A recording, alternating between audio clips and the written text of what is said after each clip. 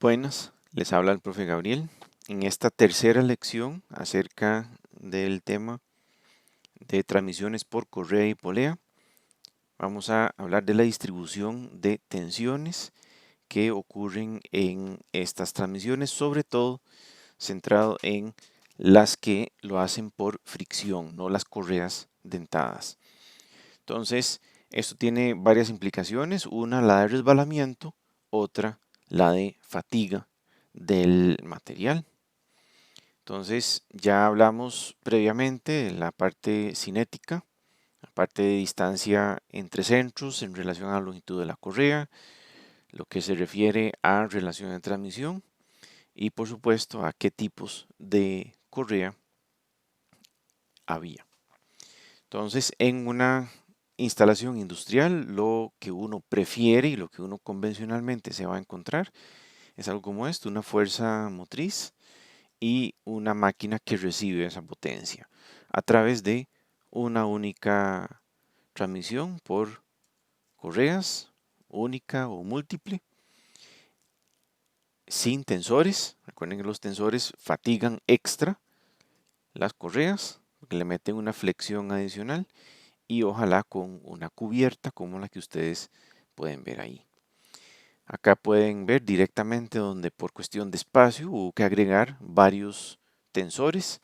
Eso es una correa que se está maltratando extra, pero no le queda otra. En este caso es parte de una pequeña máquina agrícola en donde ese tensor no solo mantiene tensa la correa, sino que la mantiene con un buen ángulo de contacto respecto de la polea de entrada y la polea de salida. Esto es una imagen de una correa industrial cruzada, una correa plana.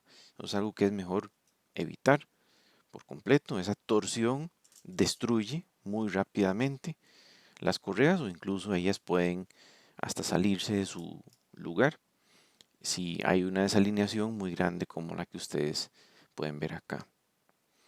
Otra instancia donde tal vez pueden ver correas en aplicaciones industriales es en serie. Aquí están por casualidad unas correas dentadas. No tiene que ser necesariamente correa dentada para que sea en serie, pero en esa imagen ahí se puede ver dónde estaba una primera etapa de reducción por engranes y después dos etapas de reducción adicionales por correas dentadas. Entonces se pueden usar en serie si por cuestión de espacio o por cuestión de relación de transmisión eso se necesita.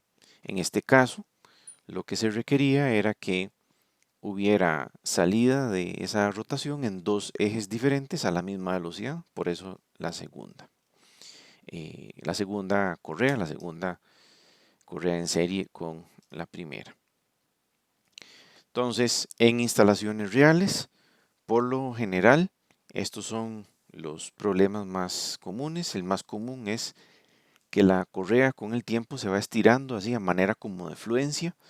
Eso puede ser algo normal, simplemente de su uso, de su envejecimiento, pero si ocurre demasiado rápido, entonces probablemente se debe a que la tensión es excesiva, ya sea la tensión inicial es excesiva o la potencia que está llevando es demasiado alta para lo que está diseñada.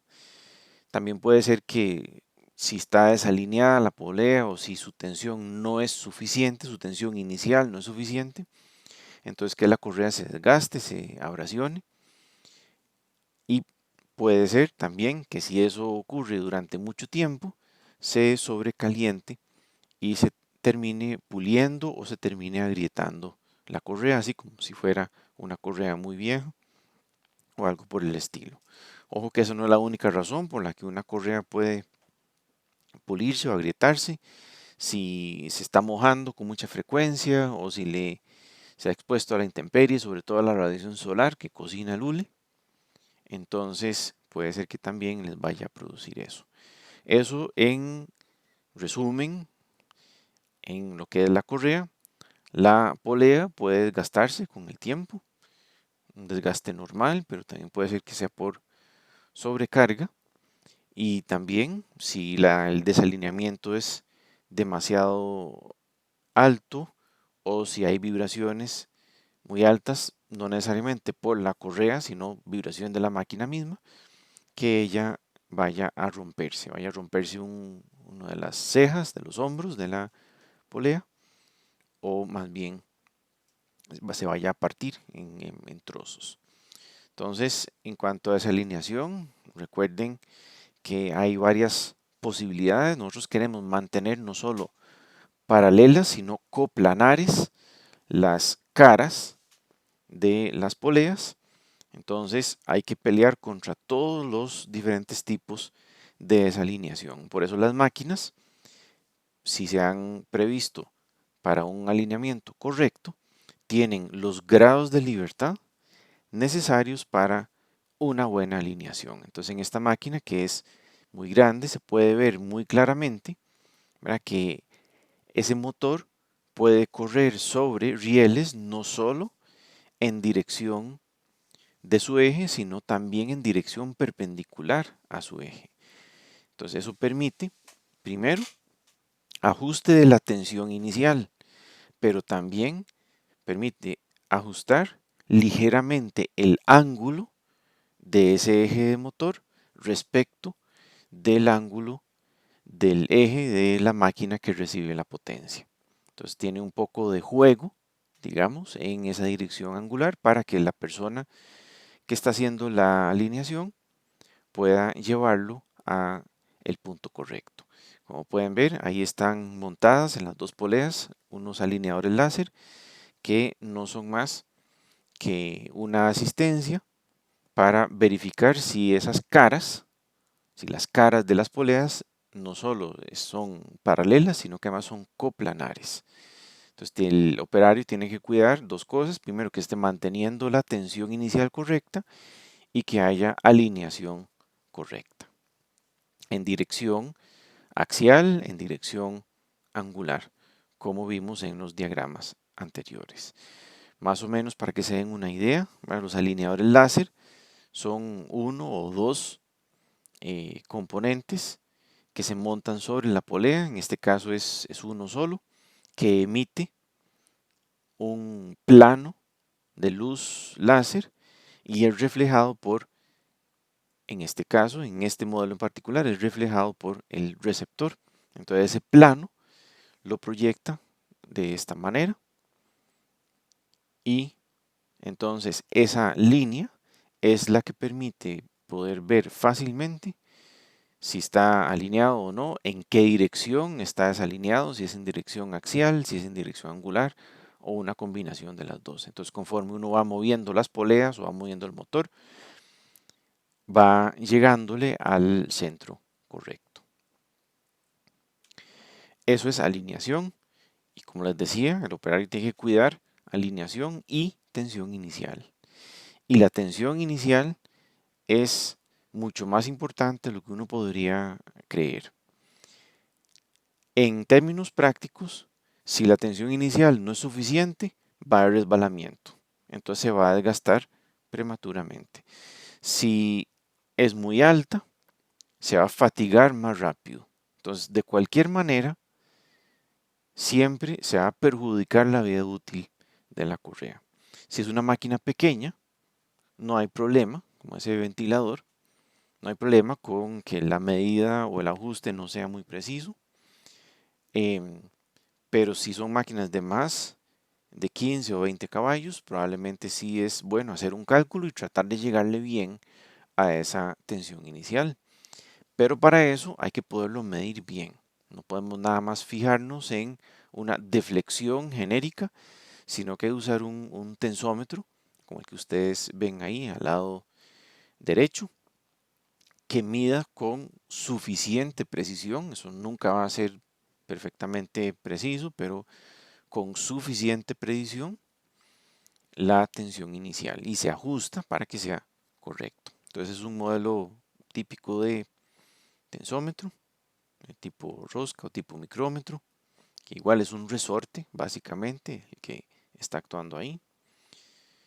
Este es otro tipo, que también es como una especie de dinamómetro, pero que es para medir tensión, como el que ven ahí en el lado izquierdo.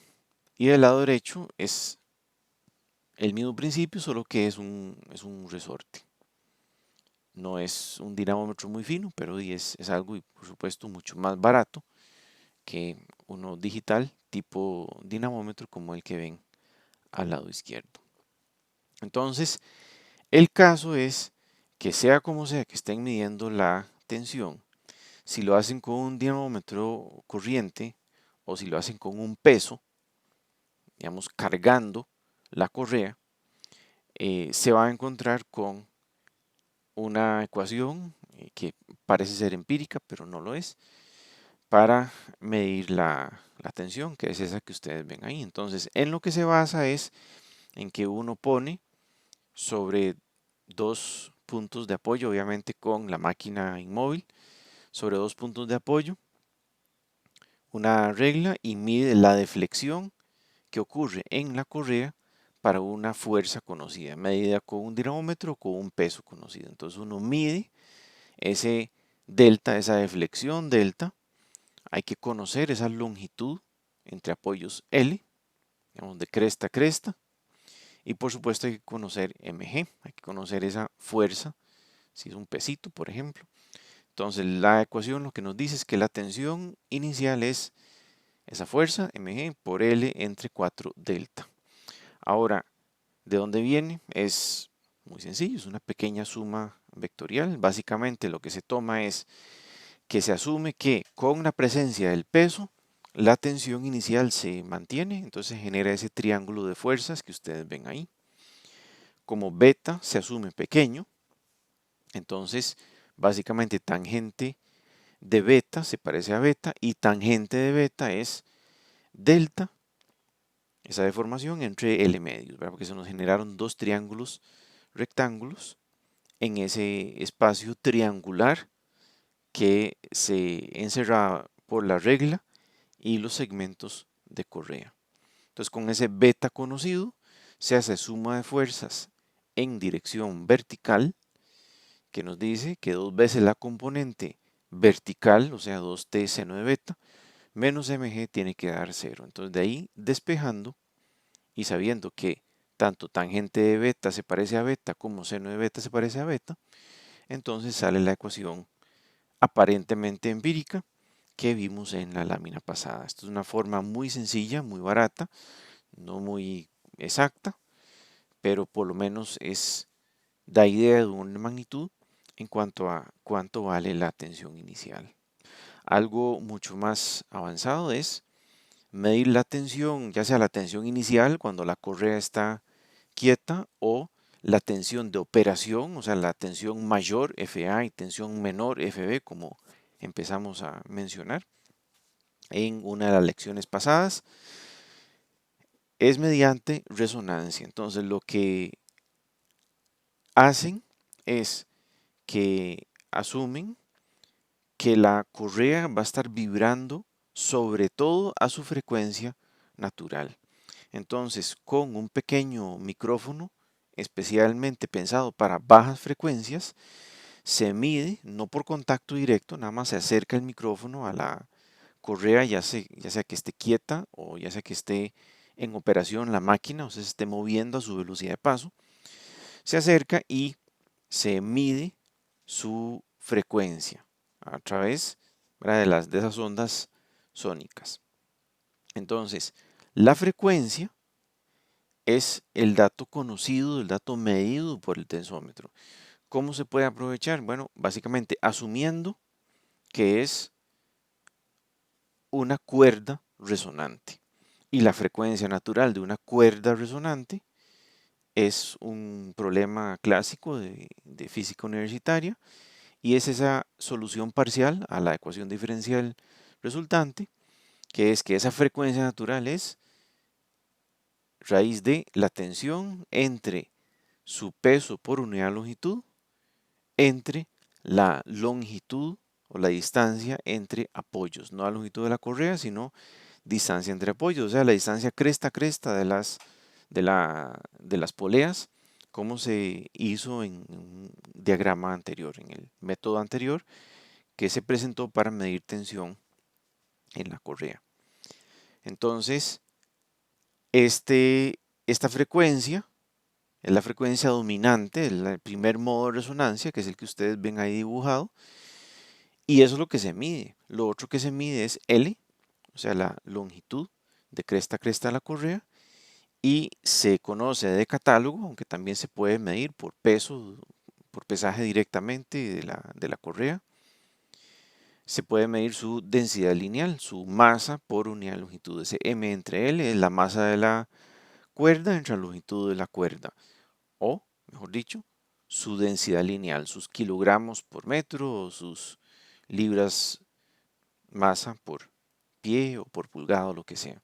Entonces vean que omega se mide, L se mide, M se mide o se conoce, la única incógnita es T, la podemos despejar y eso es justamente lo que andaban buscando.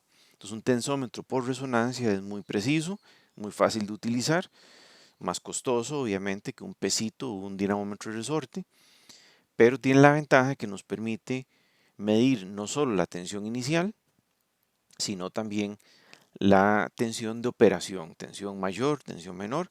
Eso nos permite medir muchísimas cosas, entre ellas eficiencia, condición de operación, si está sobrecargado o no, cuál es la potencia que está saliendo del motor o entrando a la máquina.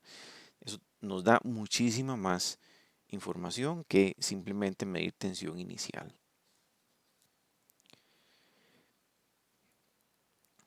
Todo este tema salió de la afirmación de que la tensión inicial, si es muy baja, da problemas, si es muy alta, da problemas. O sea, o hay mucho desgaste o hay fatiga prematura. Entonces, ¿cuál es la tensión inicial correcta?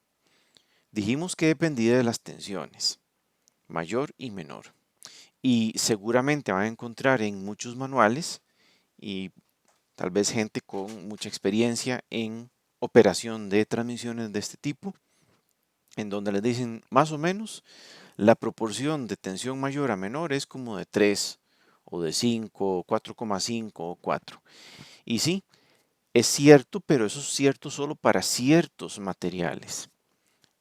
Diferentes materiales van a tener simplemente diferentes proporciones. Entonces, esa regla de dedo no es algo en lo que uno pueda confiar para tratar de afinar bien cuál debe ser la tensión inicial. Entonces, básicamente, necesitamos ver el origen de cuánto vale tensión mayor, cuánto vale tensión menor, de acuerdo a la potencia que está llevando y a qué velocidad se está moviendo esa correa. Entonces estacionamos un momentito esta relación de tensiones y nos vamos a qué es lo que le está pasando a esa correa. Entonces, básicamente una correa es elástica, es como decir un resorte.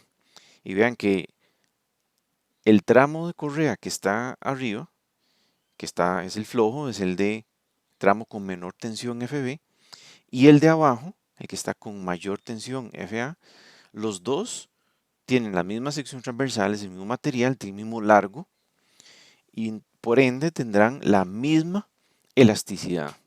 Entonces, básicamente, como cualquier fuerza actuando en un resorte se puede expresar como constante de resorte por deformación, eso es lo que hacemos. Entonces sabemos que para los dos tramos, el de arriba y el de abajo, o sea, los que están libres ahí no en contacto con la polea menor ni con la polea mayor, esos dos tramos son como resortes. Entonces esos resortes, los dos tienen mismo largo, mismo material, misma área, tienen misma constante elástica.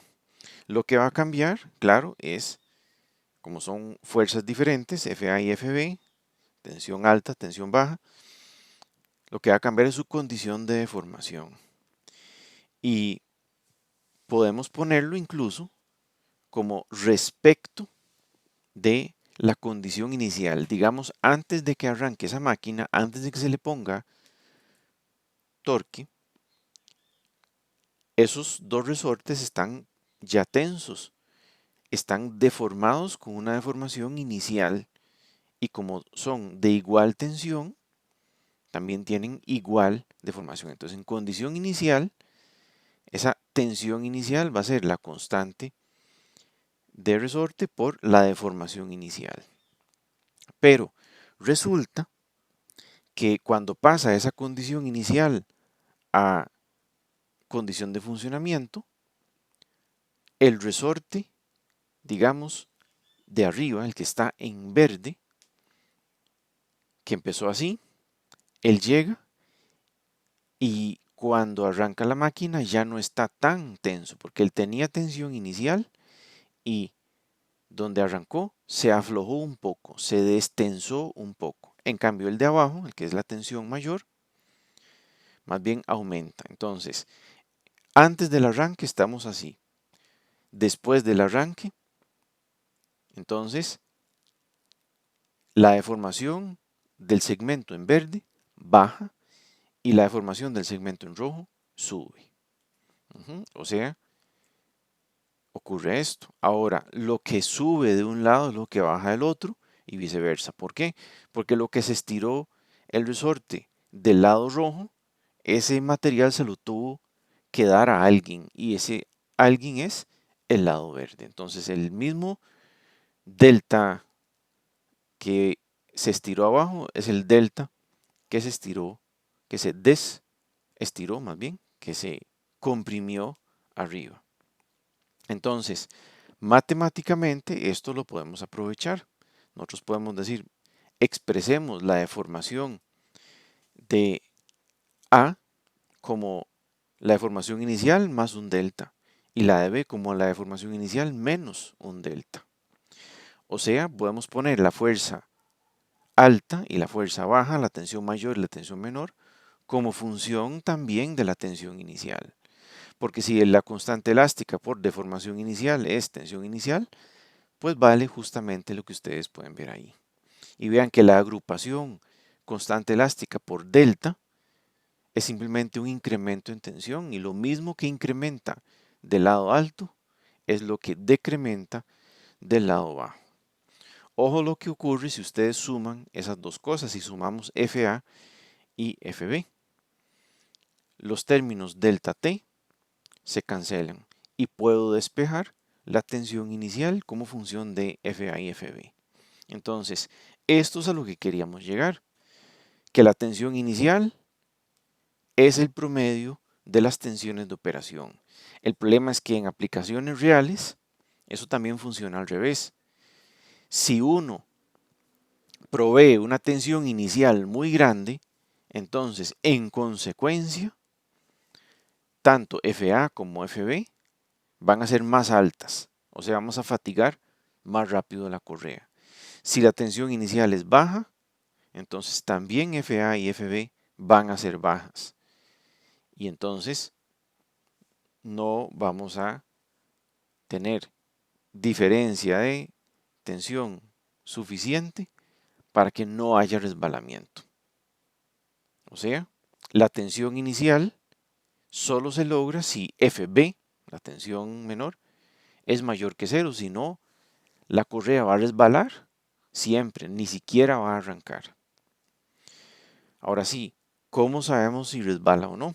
¿Cómo sabemos cuánto es FA y cuánto es FB para que no resbale? Aquí ya sabemos cuánto debe ser la tensión inicial para que no haya resbalamientos si FA y FB son conocidos. Pero si no son conocidos, entonces hay que agregar lo que nos garantice que no hay resbalamiento.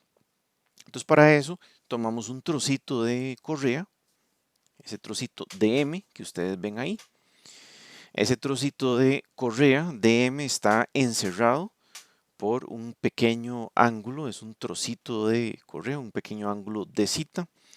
Sobre ese pequeño trozo está actuando la tensión F. Esa tensión va a tener que cambiar de tensión alta, FA, a tensión baja, FB. O sea, tiene que ir cambiando la tensión. Eso quiere decir que de un lado de la correa vamos a tener F, de otro lado vamos a tener F, más un diferencial de F en este caso. Y, por supuesto, ese incremento o ese decremento en tensión se debe a la transmisión por fricción de carga. Entonces, por eso en el contacto con la polea tenemos ese DFF. Eso sí, esa fricción, esa fuerza de fricción únicamente puede existir si tenemos una fuerza normal, si hay algo que está apretando la correa contra la polea para que no se resbale. O sea, tiene que haber una fuerza normal, o en este caso, como es un elemento diferencial, una componente diferencial de la fuerza normal, que es ese dN. Entonces, primero, como aquí se nos generaron un montón de variables, hay que simplificar un poco este sistema y la primera forma es mediante el dm. Es simplificando ese dm. Entonces ese dm podemos tomarlo como la densidad de la correa. Recuerden que les he comentado varias veces que el peso por unidad de longitud de la correa afecta su rendimiento. Entonces se toma su densidad y se multiplica por el volumen. Eso debería dar su masa. Entonces, como la masa no es la masa, sino un diferencial de masa, un dm, entonces sería la densidad, no la densidad lineal, sino la densidad real del material, los kilogramos por metro cúbico, los libras por pulgada cúbica, lo que sea, por el volumen. Entonces, ese volumen diferencial, ese dV, sería, por ejemplo, para ponerlo en función de algo típicamente descriptor de una correa, o sea, su sección transversal A, nos deja como elemento diferencial ese arco encerrado por dz. Ese arco mide ds. Ese ds es exactamente dz por el radio de paso. Muy bien, entonces, ¿cuánto vale el volumen de esa masa dm? Es sección transversal A por su largo ds. Entonces, A por ds es el diferencial de volumen multiplicado por densidad, diferencial de masa.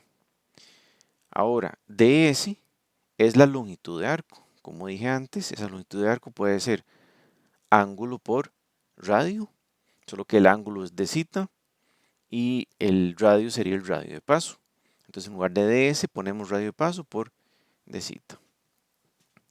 Por último, ρ por A, vean que va a tener unidades de densidad lineal. Va a ser unos kilogramos por metro cúbico por metro cuadrado, por ejemplo, nos va a dar kilogramos por metro. Eso es densidad lineal. Ese grupo ρ por A, densidad del material por sección transversal de la correa, nos da la densidad lineal de la correa. Tradicionalmente se expresa como el peso, W, el peso por unidad de longitud. Entonces, precisamente para que en lugar de densidad se use peso específico, entonces se divide entre G, el peso específico, para que nos quede el término que debe estar ahí. Entonces, de acá ya eliminamos de S, eliminamos de M, todo en función de dz, de ese pequeño ángulo, y z seguramente sí será algo que podamos aprovechar el ángulo de contacto, por ejemplo, para hacer alguna asignación de fronteras más adelante. Por el momento tenemos que garantizar equilibrio dinámico de fuerzas, entonces en dirección horizontal, o sea, hacemos suma de fuerzas en dirección horizontal o dirección tangencial, no importa, como ustedes quieren verlo.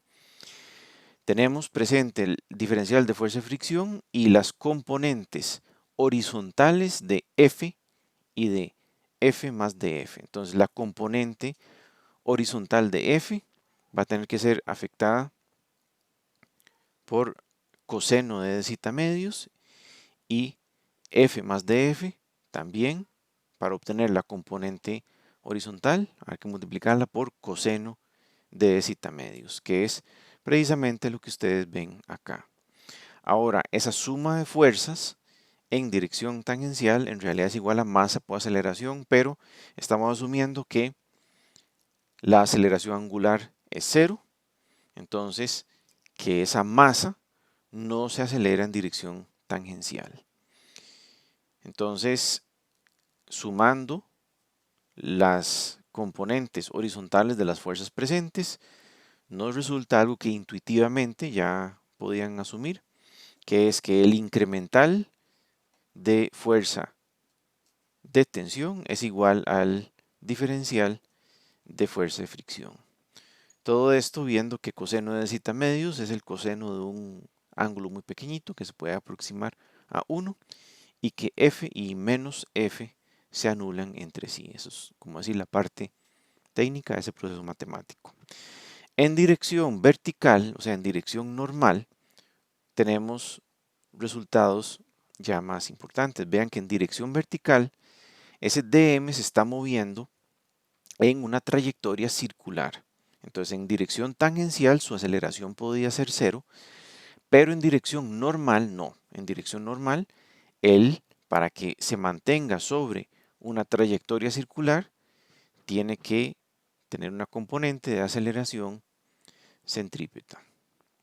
Entonces, cuando hagamos la suma de fuerzas, que serían las fuerzas de n en dirección vertical o normal, y las componentes verticales o normales de f y de f más df, todo eso no lo igualamos a 0, sino que lo igualamos a masa de m, en este caso, por aceleración centrípeta, que es precisamente lo que estamos haciendo acá.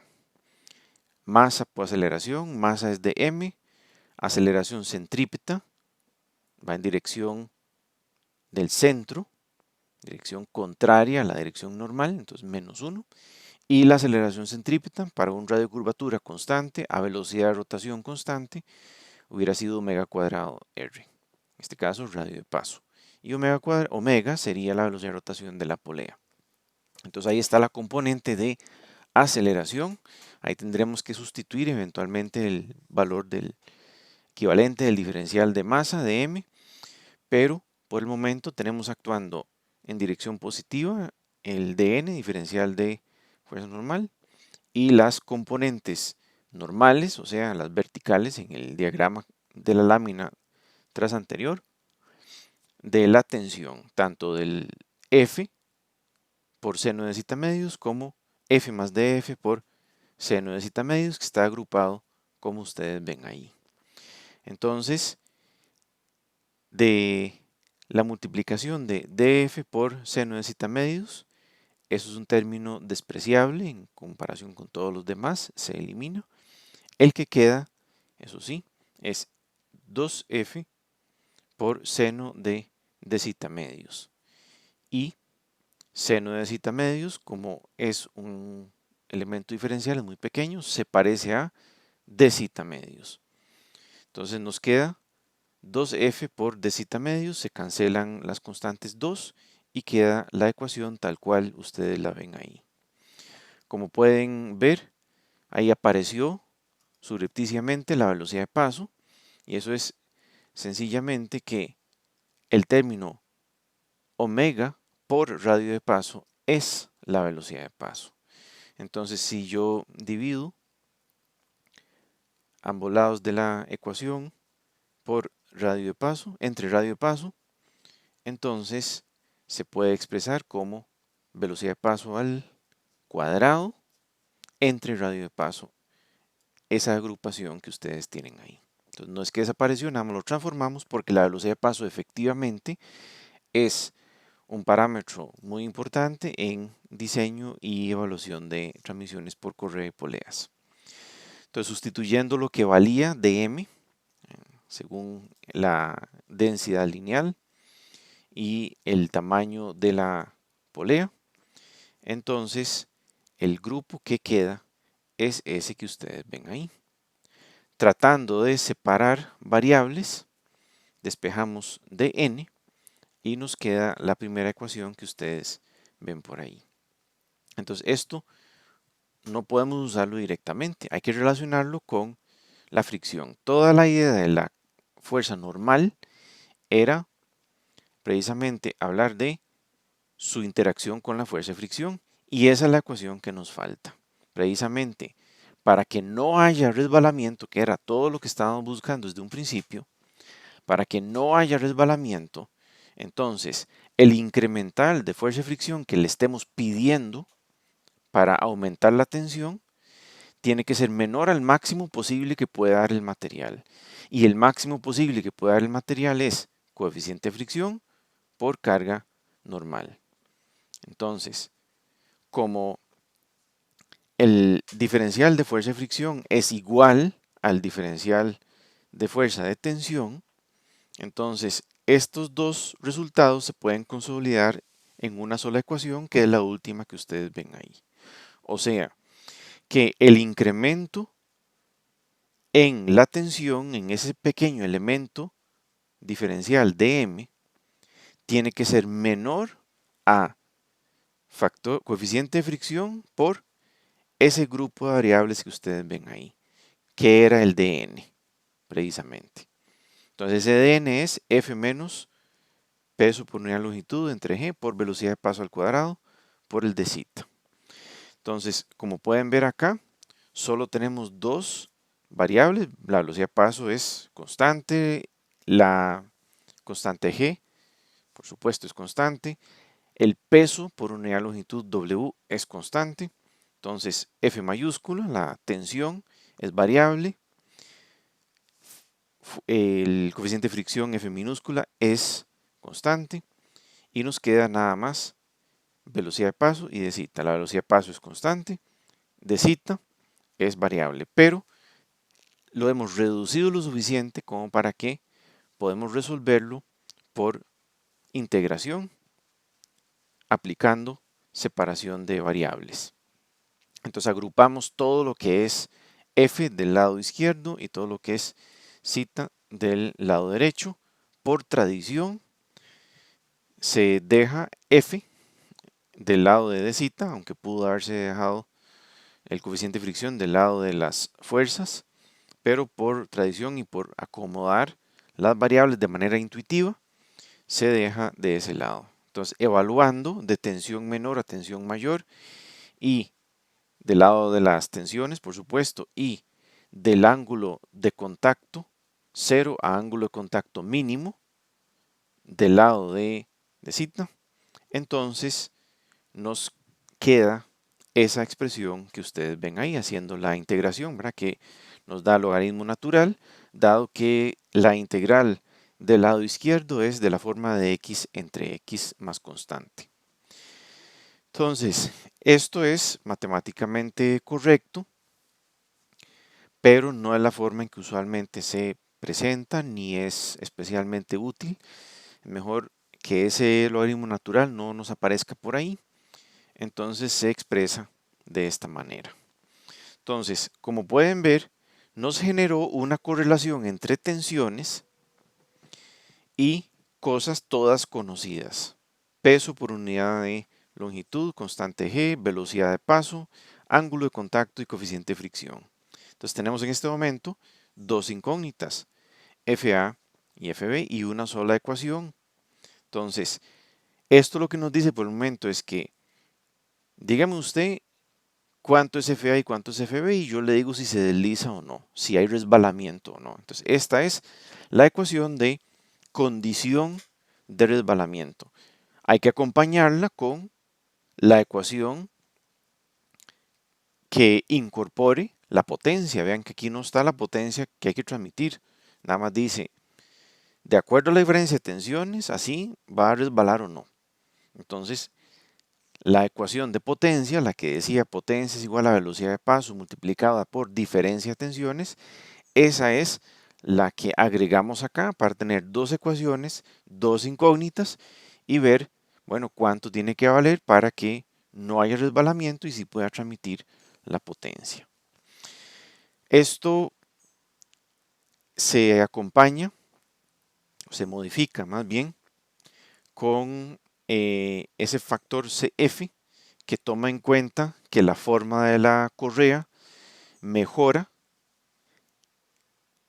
la efectividad del dN según sea precisamente la correa. Entonces ahí hay algunos factores, es de 1, que es el caso que desarrollamos acá para correa plana, pero de pi medios para banda redonda, 1 entre seno de alfa para la banda transespecial.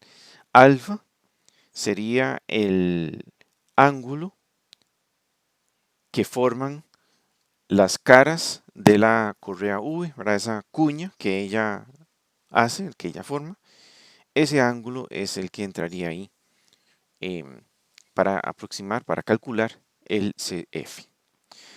Entonces, la mejor forma de ver esto, como en otros temas de correas, es mediante un pequeño ejemplo. Lo que nos están preguntando es, bueno, ya que todo eso es tan cierto y tan bonito, ¿cuál es la tensión inicial correcta para esa transmisión que tenemos ahí? Y por cierto, ¿cuánto es la velocidad de paso? Como para ir agarrando un poco de perspectiva en cuanto a cuáles deberían ser las velocidades de paso en transmisiones reales. Entonces, la velocidad de rotación de la polea de entrada de 1875 revoluciones por minuto. El diámetro de paso de las poleas es de 6.8 y 18 pulgadas respectivamente.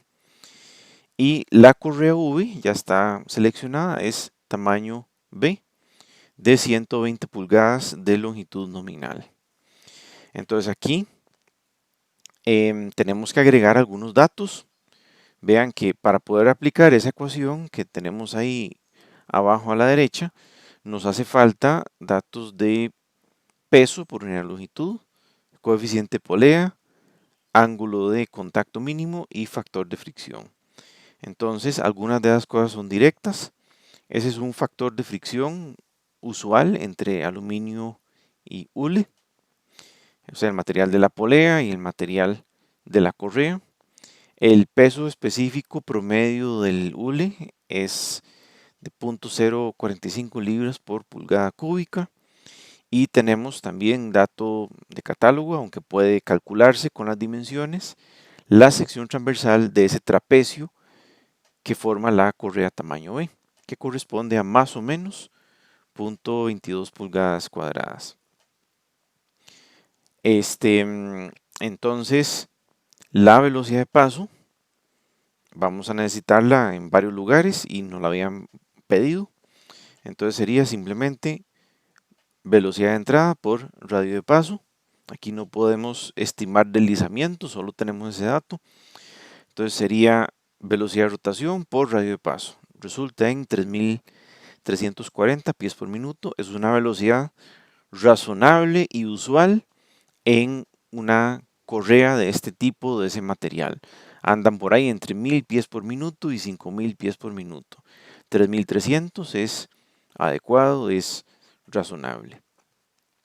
Para el peso por unidad de longitud, lo que se hace es que se toma el peso específico, se multiplica por la sección transversal y para que quede en unidades de pies y no de pulgadas, se multiplica por 12. Entonces son 0.119 libras fuerza, eso es un peso, ¿verdad? Por cada pie de correa. Entonces, esto nos lleva al siguiente paso. Necesitamos el ángulo de contacto. Para eso necesitamos el beta. Y para el beta necesitamos la distancia entre centros. Para eso necesitamos la longitud nominal. Entonces dijimos que era una correa B118 y entonces aplicamos la ecuación de longitud de paso como función de la distancia entre centros y el tamaño, el diámetro de las poleas. Todo eso para poder calcular el ángulo de contacto. Entonces, lo primero que necesitamos saber es la distancia entre centros. Entonces, sustituimos todo lo conocido, longitud nominal, factor de corrección delta L, diámetro de las poleas y nos resulta esa ecuación, la que nos relacionaba distancia entre centros con longitud nominal y diámetro de las poleas. Entonces, Como la polea es B120, la longitud nominal son 120 pulgadas. Y de ahí podemos resolver para la única incógnita que es C sub 0, que nos da 41.05 pulgadas. O sea, en esencia, con D mayor, D menor,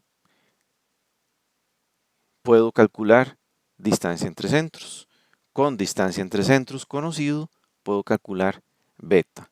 Con beta conocido, puedo calcular el ángulo de contacto mínimo, porque era 180 menos 2 beta. Recuerden que beta se podía aproximar como diferencia de radios entre distancia entre centros. Como ahora todo eso es conocido, entonces 180 grados menos 2 beta nos resulta en esos 163 grados de ángulo de contacto o su equivalente en radianes, que es como lo necesitamos en la ecuación de deslizamiento. De la ecuación de deslizamiento ya tenemos todo, tenemos velocidad de paso, tenemos el peso por unidad de longitud, tenemos ángulo de contacto, factor de fricción, nos falta el coeficiente polea o el factor de polea, que es 1 entre seno de alfa. Entonces, para correa B, ese ángulo es de 40 grados, la polea misma, su ángulo es ligeramente diferente, él es un poco más pequeño para facilitar la salida de la correa, entonces es de 38 grados normalmente y se calcula entonces el factor de polea con la formulilla que se había visto para eso. Entonces ya tenemos todo lo que entra en la ecuación de deslizamiento. Entonces, como pueden ver, hay que hacer algunos ajustes de unidades, sobre todo el de velocidad, hay que tener cuidado ahí, pero por lo demás ya podemos consolidar todos esos datos en esta ecuación. Entonces, todos esos datos numéricos se convirtieron en ese 1142 que tiene unidades de fuerza, o sea, es homogéneo, es compatible. Esto no es una ecuación empírica, ¿verdad? Es una ecuación desarrollada teóricamente, entonces